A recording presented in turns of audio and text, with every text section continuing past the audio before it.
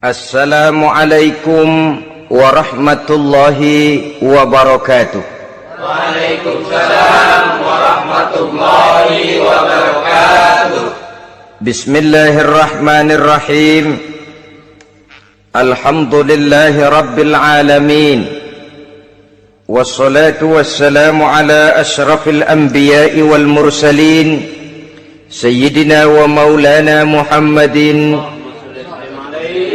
wa ala alihi wa ashabihi al-mujahidin at-tahirin, amma ba'du.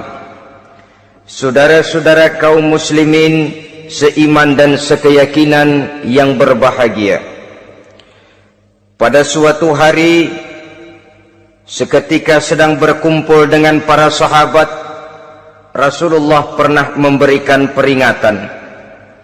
Beliau bersabda, yushiku an tada'a alaikumul umamu kama tada'al akalatu ala qas'atiha. Pada suatu saat nanti akan datang di tengah-tengah kamu, wahai umat Islam, di mana orang-orang lain di sekeliling kamu akan bersatu mengerubungi kamu seperti bersatunya orang-orang mengerubungi makanan di atas meja hidangan. Akan datang suatu saat nanti di mana kondisimu dikepung sedemikian rupa, yang barat mau menerkam, yang timur mau menghantam, yang selatan mau menginjak-injak, yang utara pun akan menjelajah. Kondisimu seperti makanan di atas meja hidangan. Sebagian sahabat merasa heran dan terkejut, lalu mereka bertanya, amin qillati nahnu yawma izin ya Rasulullah, apakah jumlah kami pada waktu itu sedikit ya Rasul, kami sampai dikepung sedemikian rupa? Beliau menjawab, bal antum yawma izin katsir, sama sekali tidak, kamu tidak sedikit pada saat itu, bahkan jumlahmu sangat banyak, kamu adalah mayoritas. Walakinnakum ghusa'un ka ghusa'is sail, tetapi keadaanmu saat itu persis seperti buih di lautan. Banyak tetapi centang perenang, banyak tetapi tidak punya daya dan kekuatan, banyak tapi dipermainkan gelombang lautan, dihempaskan ke tepian pantai tanpa punya makna dan arti. Kondisimu pada saat itu kuantitas yang tanpa kualitas, sehingga orang lain enak saja mengepung kamu. Akidahmu didangkalkan, dibanjiri dengan peradaban dan kebudayaan yang menjauhkan dari agama. Dari segi maksiat dan munkarat seluruhnya mengepung sampai kita melepaskan nilai-nilai Islam kita ini. Dan celakanya, sambung beliau, wal yanzi'anna fi qulubi aduwikumul mahabata minkum, akan dicabut kehebatanmu di mata musuh-musuhmu, sehingga pada saat seperti itu orang lain memandangmu umat Islam enteng saja, remeh saja, tidak ada apa-apanya. Sudahlah, pokoknya umat Islam sikat saja, umat Islam enteng, umat Islam kecil, umat Islam tidak ada apa-apanya. Alangkah ironinya, alangkah menyedihkannya, memilukan dan sekaligus memalukan. Umat yang mayoritas ini dipermainkan oleh yang minoritas. Umat yang jumlahnya terbesar, terbanyak, bahkan konon menurut catatan sampai 90%, tapi dipermainkan oleh mereka kelompok-kelompok kecil ini. Wal yakzifanna fi qulubikumul wahn, pada saat itu di hatimu dicampakkanlah penyakit wahan. Sahabat kemudian bertanya, wa mal wahnu ya Rasulullah, apakah penyakit wahan itu ya Rasul? Beliau menjawab, hubbud dunya wa karahiyatul maut. Penyakit wahan itu tidak lain hubbud dunya wa karahiyatul maut, terlalu cinta kepada dunia dan terlalu takut kepada mati, materialistis dan takut resiko. Dua penyakit inilah yang menyebabkan walaupun umat ini mayoritas, tapi dipermainkan oleh yang minoritas. Walaupun dia golongan terbesar, tapi nasibnya seperti makanan di atas meja makan. Dari segala macam penjuru mau menghantam dia. Saudara-saudara kaum muslimin yang berbahagia, ini merupakan analisa sosial bahwa pada satu saat nanti akan terjadi di tengah-tengah umat di mana kita dihantam dan diserbu dari segala macam penjuru. Akidah didangkalkan, peradaban dan kebudayaan dirusak, makanan dan minuman diracuni, pakaian ditelanjangi dan lain sebagainya, sampai kita melepaskan nilai Islam yang kita cintai ini. Kondisi sosial ini satu saat akan datang kepada kita. Demikian analisa dan peringatan dari Rasulullah sallallahu alaihi wasallam. Marilah sekarang kita melihat, adalah benar bahwa di zaman sekarang kita insya Allah tidak akan mengalami perang Badar sehebat yang pernah dialami oleh Rasul dan para sahabatnya. Tetapi sesungguhnya perang yang kita hadapi di zaman sekarang ini tidak kalah hebatnya dengan perang Badar, tidak kurang dahsyatnya dengan perang Uhud, tidak kurang ngerinya dari perang Khandaq. Hanya saja yang kita hadapi sekarang ini bukan ujung pedang, bukan ujung tombak, bukan ujung panah. Yang kita hadapi sekarang ini adalah perang akidah, perang ideologi, perang mempertahankan keyakinan.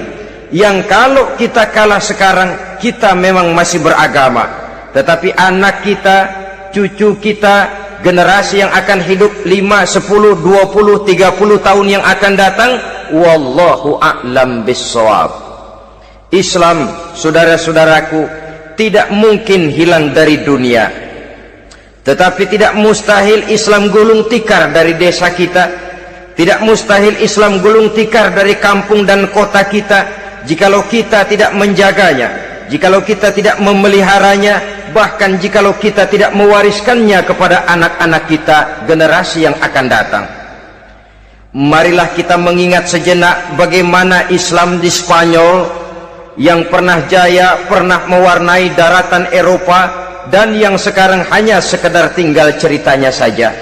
Ini pernah diperingatkan oleh Rasul dalam satu hadis, sayati ala ummati zamanun la yabqal Islam illa ismun wala minal Quran illa rasmun. Akan datang satu masa di tengah umatku di mana pada masa itu Islam ada tapi hanya tinggal sekedar namanya saja, dan Quran pun ada tapi cuma sekedar tinggal tulisannya saja.